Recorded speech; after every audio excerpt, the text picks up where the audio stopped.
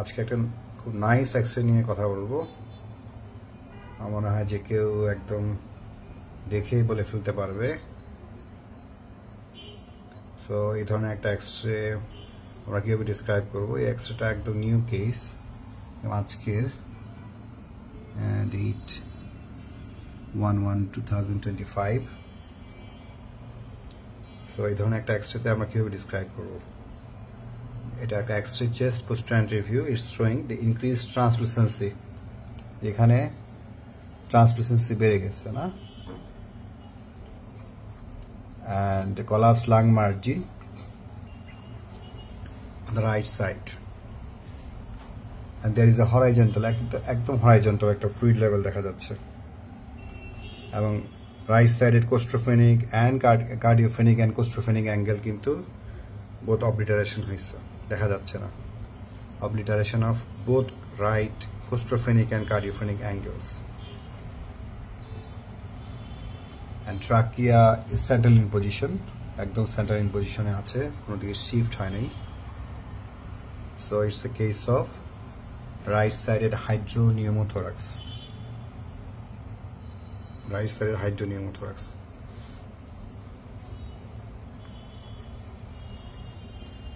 Patient হিস্ট্রিটা একটু অদ্ভুত।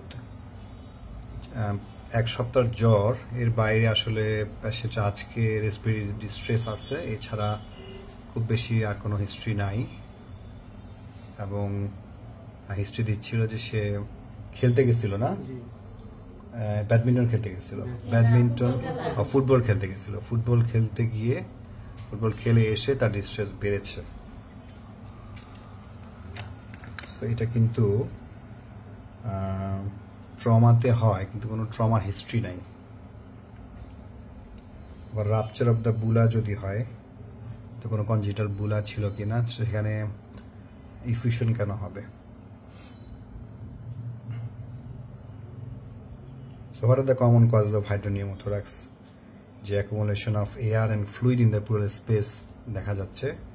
So iatrogenic একটা commonest cause during aspiration of pleural fluid, যাতে pleural effusion হয়। আমরা অ্যাসপিরেশনের সময় অনেক সময় এয়ার এন্ট্রি হয়, ব্রঙ্কোপ্লুরাল ফিস্টুলা হতে পারে, ট্রমাতে যেটা বললাম, পেনিট্রেটিং কোনো ইনজুরি যদি থাকে, সেই ধরনের কোনো ইনজুরি এখানে নাই। Rupture of the lung abscess সেটাতে হতে পারে, ইসোফেজিয়াল রাপচার হতে পারে, পালমোনারি টিউবারকুলোসিস হতে পারে। পালমোনারি টিউবারকুলোসিস একটা কমনেস্ট কজ। সো এগুলো কিন্তু commonest cause of unilateral hydropneumothorax. Bilateral অনেক সময় হাইড্রোনিউমোথোরাক্স হয়, সেটা অনেক সময় এক্সটেন্সিভ যদি টিউবারকুলোসিস থাকে, লিম্ফোমা, লিউকেমিয়া, সেগুলোতে অনেক সময় যে collagen disease, connective tissue disease যেগুলো আছে, অ্যাসিলি, রিউমাটয়েড আর্থ্রাইটিস, সেগুলোতে অনেক সময় বায়োল্যাটারাল হাইড্রোনিউমোথোরাক্স হয়। তো আমরা যদি ক্লিনিক্যালি এই পেশেন্টটাকে যদি এক্সামিন করতে যাই, লোয়ার পার্ট অফ দ্য চেস্টে কিন্তু আমরা সাইন্স অফ প্লুরাল এফিউশন পাবো, আর হচ্ছে in the upper part signs of pneumothorax যেগুলো থাকে সেগুলো কিন্তু আমরা পাবো। নিউমোথোরাক্স কিন্তু দুই ধরনের, একটা প্রাইমারি নিউমোথোরাক্স, প্রথম হচ্ছে spontaneous pneumothorax, traumatic pneumothorax, iatrogenic pneumothorax. আবার এই আয়াট্রোজেনিক নিউমোথোরাক্স কিন্তু খুব কমন। আর স্পন্টেনিয়াস নিউমোথোরাক্স আবার দুই ধরনের, একটা হচ্ছে প্রাইমারি নিউমোথোরাক্স আর সেকেন্ডারি নিউমোথোরাক্স। তো প্রাইমারিতে rupture of the apical subpleural bleb থাকে, যে কনজিটাল ডিফেক্ট যদি থাকে অলিভুলার ওয়ালে, ও ইয়াং হয়, পেশেন্ট কিন্তু ইয়াং। তার বয়স কত? 18 বছর বয়স। সো এটা কিন্তু একদম মানে উড়িয়ে দেওয়া যাচ্ছে না, বাট এখানে ইফিউশনটা কনফিউজ করেছে। এছাড়া রাপচার অফ দ্য এমফাইসিমাটাস বুলা সেগুলোতেও হয়।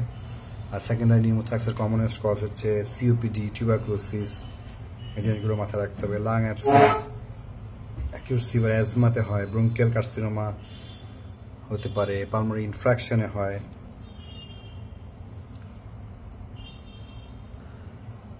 Thank you.